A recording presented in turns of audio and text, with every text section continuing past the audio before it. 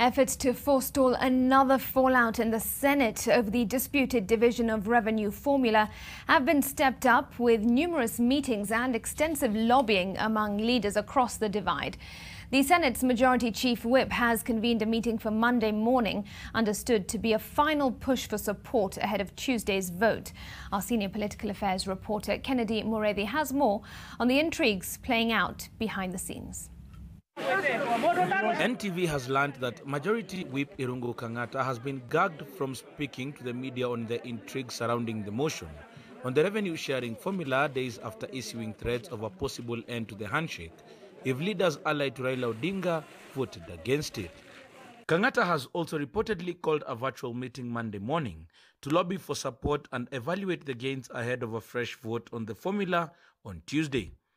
A Sunday afternoon meeting at the home of COTU Secretary General Francis Atwoli waded into the dispute, and it is understood Senate Minority Whip James Orengo brought the team up to speed with the latest. Jubilee Party Vice Chairperson David Murathe is understood to have represented President Uhuru Kenyatta, and according to sources, talks are ongoing and a deal may be reached late Monday. Atwoli declined to speak on the matter when NTV reached out, only saying the revenue formula and BBI were discussed. Insiders say Raila is disturbed by how opponents, and mostly those allied to Deputy President William Ruto, have been painting him in the debate.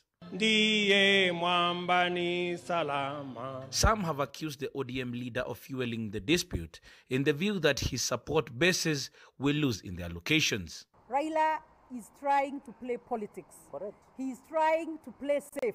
Correct. He knows he does not want his people to support the committee's report. Correct. And the best way for him now to come out, because he has seen that this has put a strain on his handshake and purported cooperation with the Jubilee Party. Yes. So he's now brought a strange formula that has not been brought to the floor of the House, yes, talking about that is the direction to go. I can tell you for a fact, for Nakuru, we will be losing about almost 500 million if I went with the CRA formula. Hii siku ya formula kupita, yeye aliandika kwa katika magazeti ati amesema formula ipite.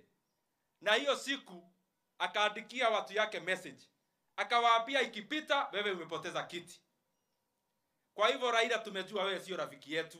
Raila had last Tuesday called on the Senate to adopt the proposals by the Commission for Revenue Allocation before amendment if there was no solution to the impasse. Hii maneno ya ugawaji wa pesa wa nchi inaingia mpaka BBI. Na tunajua handshake ilikuwa ya Mheshimiwa Rais na Mheshimiwa Raila Odinga. Kwa hivyo ningependelea tuwaachie watatue hii neno.